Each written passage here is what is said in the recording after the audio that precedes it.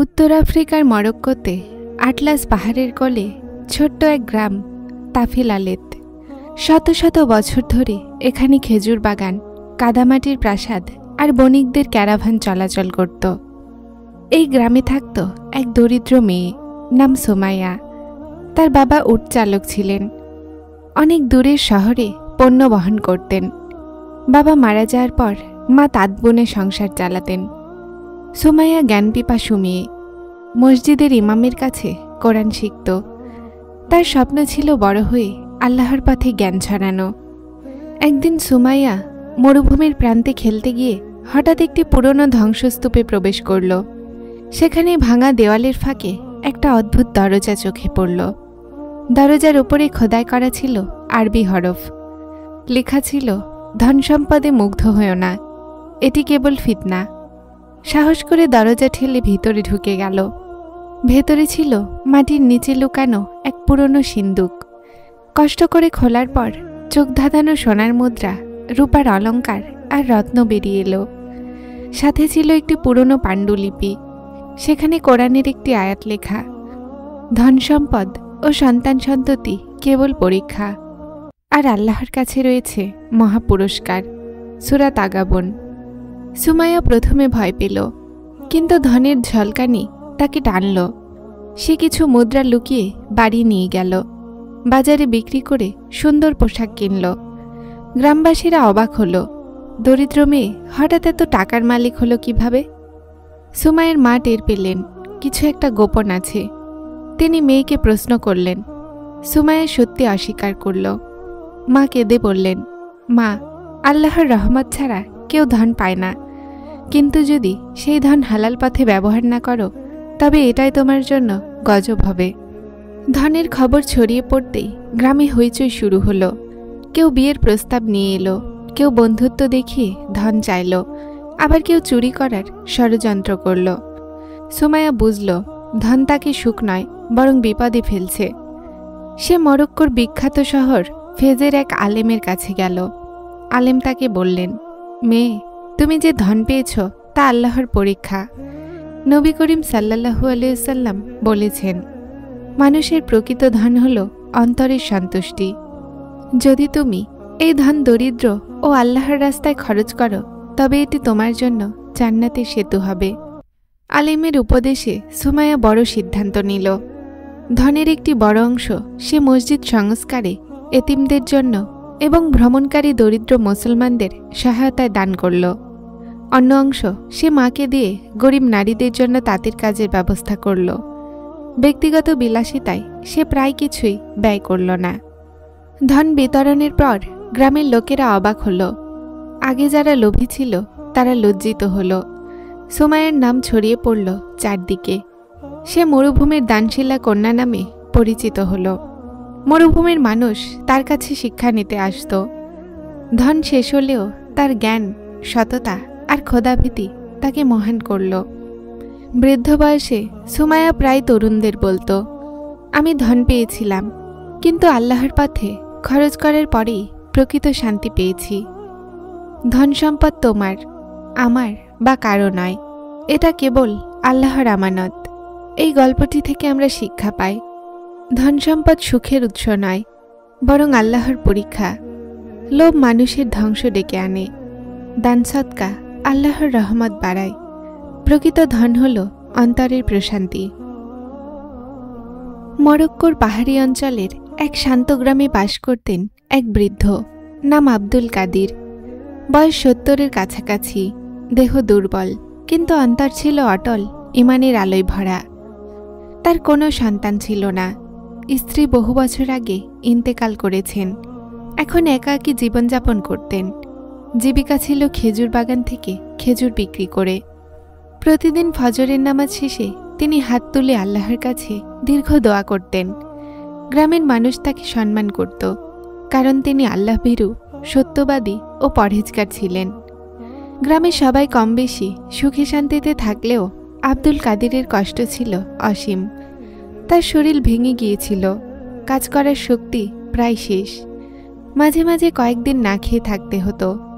এক রাতে তিনি নামাজ শেষে কেঁদে দোয়া করলেন, হে আল্লাহ, আমি একা, আমার শরীর দুর্বল, আমার দেখভালের কেউ নেই।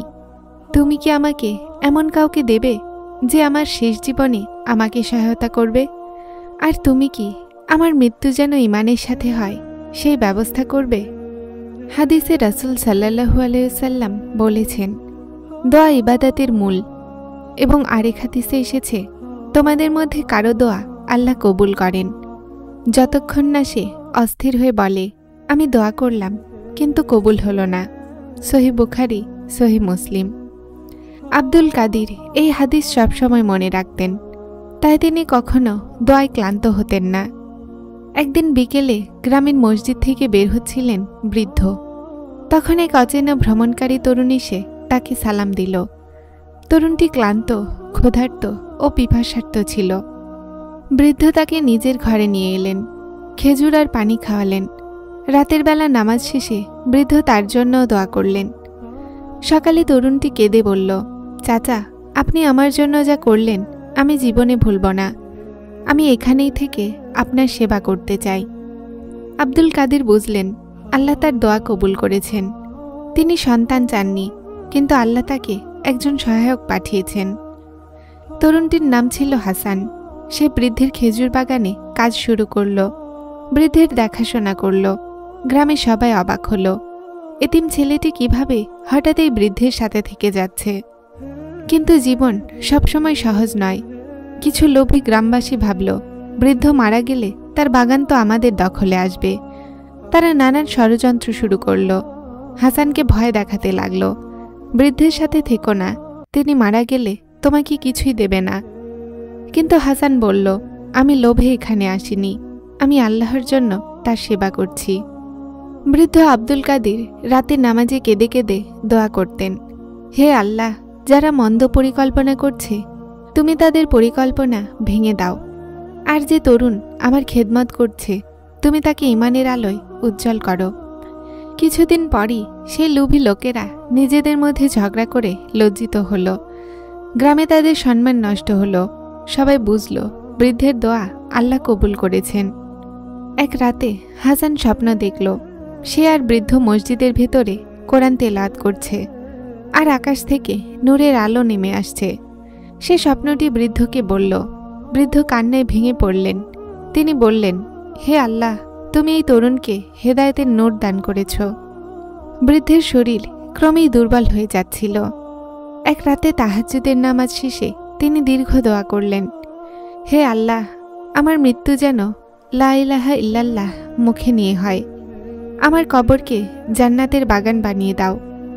আর এই তরুণ হাসানকে দাও ইলম, দাও তাকওয়া, দাও বরকতময় জীবন। হাদিসে রাসূল সাল্লাল্লাহু আলাইহি সাল্লাম বলেছেন, যে ব্যক্তি আন্তরিকভাবে লা ইলাহা ইল্লাল্লাহ বলে মারা যায় সে জান্নাতে প্রবেশ করবে। সহিহ বুখারী, সহিহ মুসলিম। কিছুদিন পর জুম্মার নামাজ শেষে হঠাৎ বৃদ্ধ অসুস্থ হয়ে পড়লেন। সবাই তাকে ঘিরে ধরল। তার ঠোঁট নড়ছিল। লা ইলাহা ইল্লাল্লাহ মুহাম্মাদুর রাসূলুল্লাহ এই কালিমা পড়তে পড়তেই তিনি পরপারে চলে গেলেন। হাসান কাঁদতে লাগল, কিন্তু তার মনে অদ্ভুত প্রশান্তি নেমে এলো, কারণ বৃদ্ধের শেষ দোয়া কবুল হয়েছে। গ্রামের লোকেরা বলল, আমরা দেখেছি বৃদ্ধের দোয়া কখনো খালি যায়নি, তার জীবনে আল্লাহর রহমতে স্পষ্ট ছিল। হাসান সেই থেকে গ্রামের মসজিদে ইমাম হলেন। তিনি বৃদ্ধের শিক্ষা ও নৈতিকতা অনুসরণ করলেন। সবাই তাকে সম্মান করতে লাগল। বছর পর হাসান এক জুম্মার খুতবায় বললেন, হে মানুষ, দোয়া কখনো ছোট নয়। একজন বৃদ্ধের দোয়া কবুল হতে পারে, যেমন আল্লাহ হযরত জাকারিয়া আলাইহিস সালামের দোয়া কবুল করেছিলেন। কোরআনে আল্লাহ বলেন, তখন জাকারিয়া তার প্রতিপালককে ডাকলেন, বললেন, হে আমার প্রতিপালক, আমাকে এক সৎ সন্তান দান করো, নিশ্চয়ই তুমি দোয়া কবুল করো। সূরা আল ইমরান। তেমনি আমাদের গ্রামে আব্দুল কাদিরের দোয়া কবুল হলো। তাই কখনো দোয়া ছাড়বে না, বরং আশা রাখবে। এই গল্পটি থেকে আমরা শিক্ষা পাই, দোয়া আল্লাহর সাথে সম্পর্কের মূল ভিত্তি। দোয়া দেরিতে হলেও কবুল হয়, যদি অন্তর আন্তরিক থাকে। লোভীদের ষড়যন্ত্র কখনো সফল হয় না, যদি মুমিন দোয়ার ওপর ভরসা রাখে। শেষ জীবনের সর্বোত্তম সম্পদ হল লা ইলাহা ইল্লাল্লাহ। একজন বৃদ্ধের আন্তরিক দোয়া প্রজন্মকে বদলে দিতে পারে।